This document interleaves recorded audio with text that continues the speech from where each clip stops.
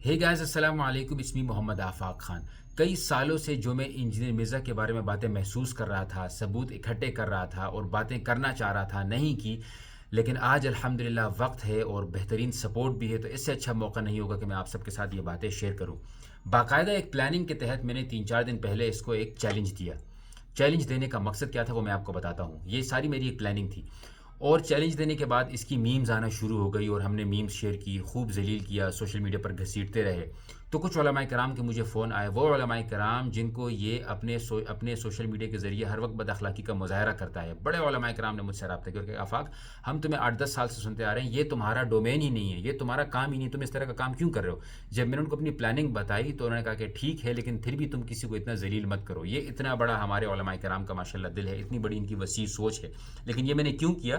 تاکہ ایک hype create ہو جائے اور آپ اس والی ویڈیو کو مکمل طور پر دیکھ لیں۔ ہمارا مقصد خراب نہیں ہونا چاہیے، ہمارا مقصد کسی کی تذلیل نہیں بلکہ حق اور سچ تک پہنچنا ہے اور فتنے کو ہمیشہ کے لیے ختم کر دینا ہے۔ اب شروعات کرتے ہیں۔ بھئی میں تو یو کے میں ہوتا ہوں، میں تو چاہتا وہاں پہ ظاہر سی بات ہے B B C C N N کے ساتھ لگ سکتا تھا، یا پھر میں ظاہر سی بات ہے ریڈیو میں نے کام کیا، بالی ووڈ ایکٹر ایکٹریسز کے ساتھ میں کام کر سکتا تھا۔ میں تو ایک صحافی ہوں نا، میں کسی بھی چیز کو چن کر مشہور ہو سکتا تھا۔ میں سوشل میڈیا کی طرف کیوں آیا اور کیوں میں ان چیزوں کے پیچھے پڑ گیا؟ کیونکہ میں نے علماء کرام کے کام کو جب گراؤنڈ پر دیکھا، میں نے جب ان کے اتنے بڑے مشنز کو دیکھا، اور جب دیکھا کہ ان کے مشن کو خراب کرنے کے لیے جو مغربی میڈیا کے جو بڑے بڑے چینلز ہیں، اخبارات ہیں، ویب سائٹس ہیں، ان کے بڑے بڑے صحافی ہیں، میں نے سب کو سبسکرائب کر کے رکھا ہوا تھا۔ جب میں دیکھتا کہ ہمارے علماء کرام یا ہمارے مسلمان کسی بڑے مشن پر کام کرتے، مظلوم مسلمانوں کے لیے آواز اٹھاتے، یا اسلامی نظام کی بات کرتے، یا مدارس کی بات کرتے، تو میڈیا کی طرف سے ایک پروپیگنڈا شروع ہو جاتا۔ اور حیران کن بات یہ ہے کہ جو الفاظ وہاں سے فیڈ کیے جاتے، وہی الفاظ انجینئر مرزا کی زبان سے ادا ہو جاتے۔ میں ہمیشہ سوچتا شاید یار انسان ہے، غلط بول دیا ہوگا، اور ہمیشہ میں اس کے اوپر جب ویڈیو بناتا تو پھر میں 2 رکعت نماز پڑھ کے اللہ سے معافی مانگتا، یا اللہ اگر میں نے کوئی غلط بات کی ہو تو مجھے معاف فرما۔ ڈر لگتا تھا، لیکن اب مجھے سکون آ گیا ہے کہ جو میں کر رہا تھا ٹھیک کر رہا تھا۔ اب میں آپ کو پوری باتیں بتاتا ہوں۔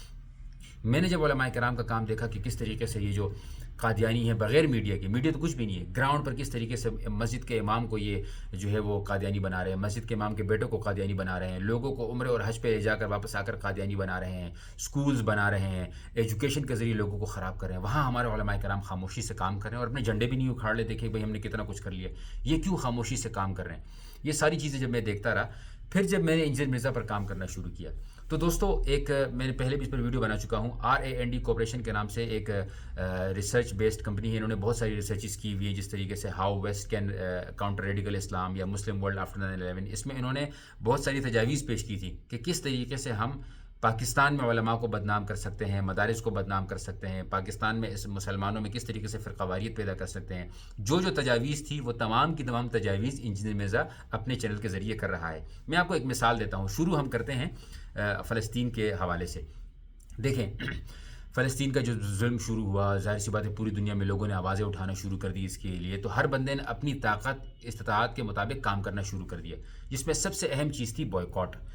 جب بوائکاٹ شروع ہوا تو ابھی ریسنٹلی ایک اسرائیل نے باقاعدہ ترکی میں ایک ایڈورٹائزمنٹ، ایک کمرشل ریکارڈ کروایا، مختلف ایکٹر ایکٹریسز کو بلایا، عربی زبان میں KFC میں خواتین کو، مردوں کو بٹھایا، فیملیز کو بٹھایا اور اس کو لانچ کر دیا، اور ساتھ میں یہ مشہور کرنا شروع کر دیا کہ یہ دیکھو فلسطینی خود KFC کھا رہے ہیں تو مسلمانوں کو کیا مسئلہ، ترکی والوں کو کیا مسئلہ، پاکستانیوں کو کیا مسئلہ۔ لوگوں کے ذہن میں آنا شروع ہو گیا ہم پاگل ہیں یار، ہم بوائکاٹ کر رہے ہیں، وہ تو خود کھا رہے ہیں۔ حالانکہ وہ ترکی میں بنایا گیا تھا، پروپیگنڈے کا ایک حصہ تھا، اور اس کو مختلف زبانوں میں ریکارڈ کروایا گیا تاکہ بوائکاٹ کی مہم کو ناکام بنایا جائے۔ پھر کیا ہوا، علماء کرام نے بھی بوائکاٹ کو ایک بہت بڑی جو ہے وہ توانا آواز بنا کے سامنے آئے۔ اس شخص نے کیا کیا کہ بھیا بوائکاٹ اگر ہوگا تو لوگ بے روزگار ہو جائیں گے، بوائکاٹ اگر کرنا ہے تو ان کپڑوں کا کرو جو ان کی مشین پر بنتی ہے، اس موبائل کا کرو، مسجد کی قالین کا کرو، مسجد کے اسپیکر کا کرو۔ یہ مغرب کا ایک پروپیگنڈا ہے کہ ہمیں اتنا حقیر بنا دیا گیا ہماری ہی نظروں میں کہ ہم نے تو کچھ بنایا ہی نہیں ہے، حالانکہ کپڑا کتنا پاکستان میں بنتا ہے، کتنا بنگلہ دیش میں بنتا ہے، کتنے ہمارے پاس جو ہے وہ فیکٹریز لگی ہوئی ہیں، لیکن نہیں، تاکہ ہم اپنے آپ کو مکمل طور پر ایسے سمجھ لیں کہ ہم کسی لائق نہیں ہیں، جس کو جو کرنا ہے کرتے رہے، ہم خاموش بیٹھے رہیں گے۔ یہ ان کا مقصد تھا، جس میں انجینئر مرزا ان کی خوب مدد کر رہا ہے۔ آگے سنیے گا، جب پھر جو ظالم فوج ہے، انہوں نے کیا کیا کہ جو ہمارے مظلوم فلسطینی ہیں ان کو ہیومن شیلڈ کے طور پر استعمال کر رہے ہیں مجاہدین، یہ کہہ دیا۔ یہ ویڈیو مجھے پتہ نہیں کہ چلے گی نہیں چلے گی، آپ لوگ اس ویڈیو کو خوب شیئر کیجیے گا۔ انہوں نے یہ چلانا شروع کر دیا کہ بھئی یہ جو مسلمان لڑ رہے ہیں یہ عام بچوں کو جو ہے وہ خواتین کو ایز اے ہیومن شیلڈ استعمال کر رہے ہیں، مطلب خود کو بچانے کے لیے آگے یہ خواتین اور بچوں کو لے آتے ہیں، اس وجہ سے ہم اسپتال پہ بھی بمباری کر رہے ہیں، اس وجہ سے ہم اسکول پر بھی بمباری کر رہے ہیں۔ یہ ان کا پروپیگنڈا تھا، لیکن یہی الفاظ آپ نے انجینئر مرزا کی زبان سے بھی سن لیے ہوں گے۔ اس کے بعد ایک اور پروپیگنڈا آیا کہ بھئی اگر عرب ممالک اتنے زیادہ فلسطین سے محبت کرتے ہیں تو چند لاکھ فلسطینی ان کو اپنے پاس رکھ لو، کیوں نہیں رکھتے ہو؟ یہ جملہ بھی آپ نے انجینئر مرزا کی زبان سے سن لیا ہوگا۔ دوستو یہ کوئی اتفاق نہیں ہے، یہ باقاعدہ جملے فیڈ کیے جاتے ہیں، اور یہ کون کر رہا ہے؟ یہ وہی لوگ کر رہے ہیں جنہوں نے نعرہ شروع کیا تھا کہ علماء کا سیاست میں کیا کام۔ یہ ایک 500 پیج پر مشتمل بہت بڑی ریسرچ ہے کہ کیا کیا الفاظ مشہور کرنے ہیں تاکہ جو عوام ہے ان میں آپس میں کبھی اتفاق اتحاد پیدا نہ ہو اور یہ ایک دوسرے کے خلاف ہی ہمیشہ بات کرتے رہیں۔ اس کے بعد آگے آتے ہیں جی، افغانستان میں طالبان کی حکومت آ گئی۔ اب نہیں پتہ رہا کہ طالبان کیسے ہوں گے، کیا کریں گے، کچھ نہیں پتہ رہا، 2 دن ہوئے تھے حکومت آئے ہوئے۔ میڈیا نے ایک پروپیگنڈے کے ذریعے سوال کیا کہ کیا آپ میوزک کو الاؤ کریں گے؟ اب آپ اندازہ لگائیے کہ کتنا ایک حکومت چینج ہو گئی ہے، ان کو لگ رہا ہے بھی میوزک کو الاؤ کریں گے۔ انہوں نے آگے سے جواب دیا کہ نہیں بھائی، جو ہمارا دین کہتا ہے ہم وہی کریں گے۔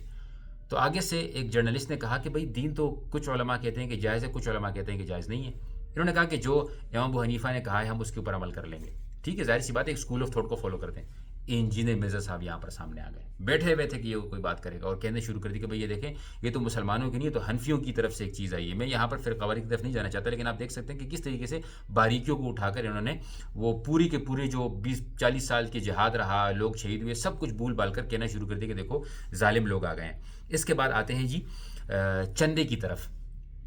جب مدارس، ظاہر سی بات ہے پاکستان کے ایسے مدارس ہیں، کسی بھی بڑے مدرسے سے آپ پوچھو کہ پیسہ کہاں سے آتا ہے، وہ کہتا ہے ہمیں خود نہیں پتہ کہاں سے آتے ہیں۔ تقی عثمانی صاحب بھی کہتے ہیں کہ ہمیں نہیں پتہ کہاں سے آتا ہے۔ یہ لوگوں کی دین ہے جو الحمدللہ کی راہ میں دے رہے ہیں، کھل کر دیتے ہیں۔ انہوں نے کہا کہ چندہ بند کر دو۔ چندے کو کیوں بدنام کر رہے ہیں؟ بھئی میرا پیسہ ہے، میں دے رہا ہوں، بدنام کیوں کر رہے ہو چندے کو؟ کیونکہ چندہ جو ہے اصل مقصد پیسہ نہیں ہے، اصل مقصد مدرسے سے جڑے رہنا ہے، چاہے وہ آپ چندے کی شکل میں ہو، چاہے آپ اس کی صفائی کرتے ہوں، اور چاہے آپ اس کے لیے بات کرتے ہوں۔ اس کنیکشن کو توڑنے کا ایک ہی ذریعہ تھا کہ بھئی چندے کو بدنام کر دو، اور یہ اسی ریسرچ میں لکھا ہوا ہے جو 20-22 سال 25 سال پہلے شیئر ہوئی تھی، دا مسلم ورلڈ آفٹر 9/11، آپ جا کے پڑھ لیجئے۔ اس شخص نے بھی یہی باتیں کرنا شروع کر دی کہ سعودی عرب سے چندہ آتا ہے، سعودی عرب سے گھڑیاں آتی ہیں، سعودی عرب سے گاڑیاں آتی ہیں۔ یہ بھی فیڈ اس کو کیا گیا اور یہ اپنی زبان میں بولنے لگ گیا۔ پھر آ جاتے ہیں جی قادیانیوں کی طرف۔ یہ ایک ایسے لوگ ہیں جس کو ہم بدترین کافر اس لیے کہتے ہیں کہ یہ ہماری صفوں میں بیٹھ کر ہمارے لوگوں کو گمراہ کرتے ہیں۔ میں نے جس طریقے سے بتایا کہ افریقہ میں ہمارے تبلیغی حضرات جاتے ہیں، علماء کرام جاتے ہیں، وہاں پر مساجد بنا رہے ہیں، وہاں پر وہ تبلیغ کر رہے ہیں، وہاں پر وہ قرآن شیئر کر رہے ہیں، وہاں پر وہ مساجد میں نماز پڑھانا سکھا رہے ہیں، نماز پڑھنا سکھا رہے ہیں۔ کیوں؟ کیونکہ یہ قادیانی وہاں پر جا کر لوگوں کو قادیانی بنا دیتے ہیں۔ اس بندے نے ایک بڑی پوائنٹ کی بات کرنا شروع کر دی جو کہ فیڈ کی گئی تھی کہ بھئی جو کافر ہے اس کو کافر کہو، لیکن جو پیغمبر صلی اللہ علیہ وسلم کو آخری نبی مانتا ہے اس کو تو اتنا برا مت کہو۔ اب ایک عام لوجیکل بندہ یہ سوچے کہ ہاں یار بات تو ٹھیک کر رہا ہے۔ یہ بھی اس کی طرف سے ایک پروپیگنڈا تھا جس کا یہ حصہ بنا، اور اس نے اس چیز کو آگے لوگوں کے سامنے شیئر کرنا شروع کر دیا۔ یہ تمام چیز آپ چین کو یاد رکھیں کہ میں جو باتیں کر رہا ہوں یہ کہاں سے شروع ہوئی ہے، کہاں تک جاری ہیں۔ اب آگے آتے ہیں جی حرم شریف۔ اللہ نہ کرے یہاں پر کچھ ہوتا ہے تو مسلمانوں کا خون کھول اٹھتا ہے۔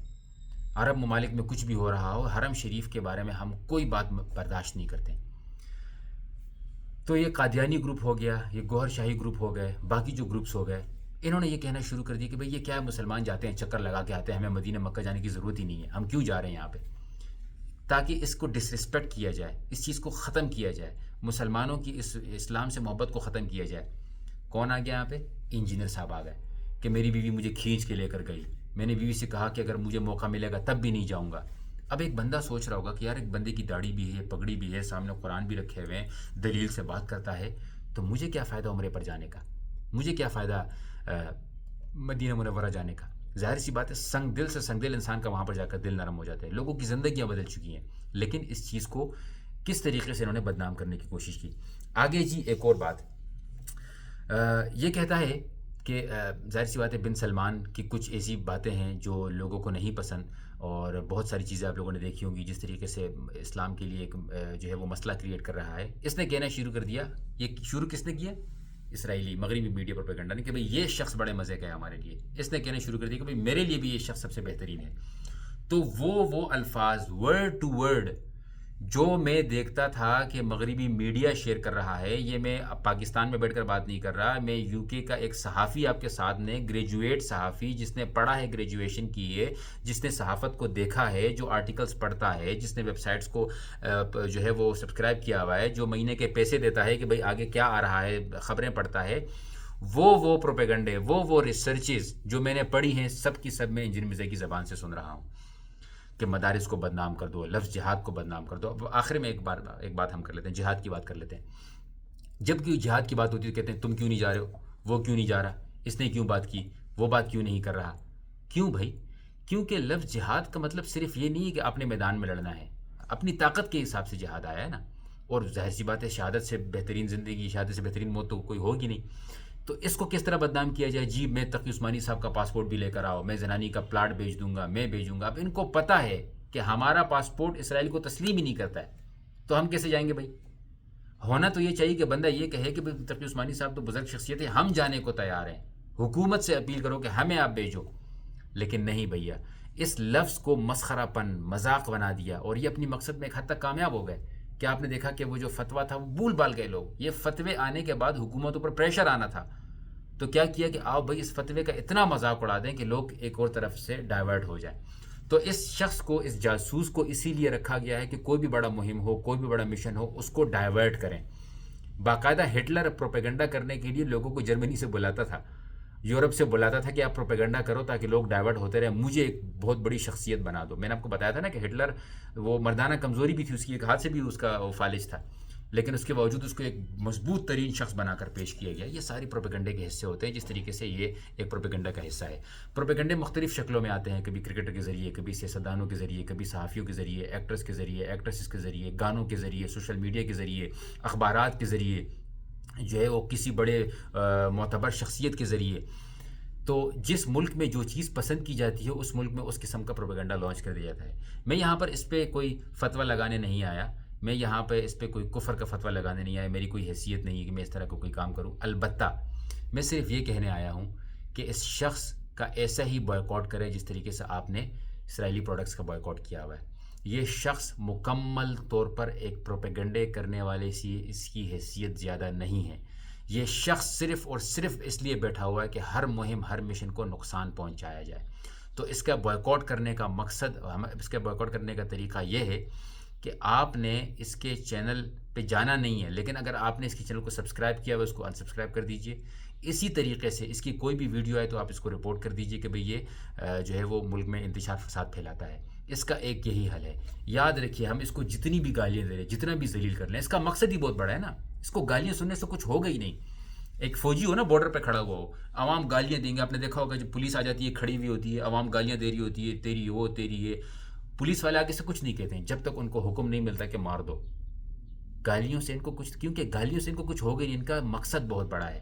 تو اس کا جس طرح ان کا باطل کا مقصد بڑا ہے، تو ہمارے حق کا مقصد اس سے بھی بڑا ہونا چاہیے. اور ہم نے ان کا وہ حال کرنا ہے جس طریقے سے، اور اس کا طریقہ یہ ہے کہ ہم اپنے علماء کرام کو سپورٹ کریں. میں نے علماء کرام کے کام کو دیکھا ہے دوستوں، میں نے بہت ڈیپتھ میں جا کے ان کا کام دیکھا ہے. میں عالم نہیں ہوں، قاری نہیں ہوں، جو ہے وہ مفتی نہیں ہوں، ایک صحافی ہوں. کسی بھی چیز کے ساتھ مشہور ہو سکتا تھا، کچھ بھی کر سکتا تھا. اس طرف آیا ہوں، مجبوری سے آیا ہوں. کسی مولوی نے مجھے نہیں کہا کہ آپ آؤ، میں نے خود لانچ کیا ہے، کسی مولوی کے کہنے پر نہیں. یہ جو محبتیں ملتی ہیں یہ تو مجھے بعد میں 8-10 سال بعد ملنے لگی ہیں. آپ میری ویڈیو جا کر دیکھیں، کوئی پہچانتا ہی نہیں تھا، لیکن میں لگا رہتا تھا. اللہ تعالیٰ نے دعائیں قبول کی اور آج آپ جیسے لوگوں کا سپورٹ آیا ہے. تو جس طریقے سے آپ نے میمز شیئر کی، جس طریقے سے آپ نے باقی تذلیل کی، اس ویڈیو کو ہر پلیٹ فارم پہ، ہر جگہ پر اتنا شیئر کر دیں کہ میرا یہ مقصد مکمل ہو جائے. امید ہے کہ میری یہ ویڈیو رائے گاہ نہیں جائے گی. جزاکم اللہ خیرن. السلام علیکم ورحمۃ اللہ.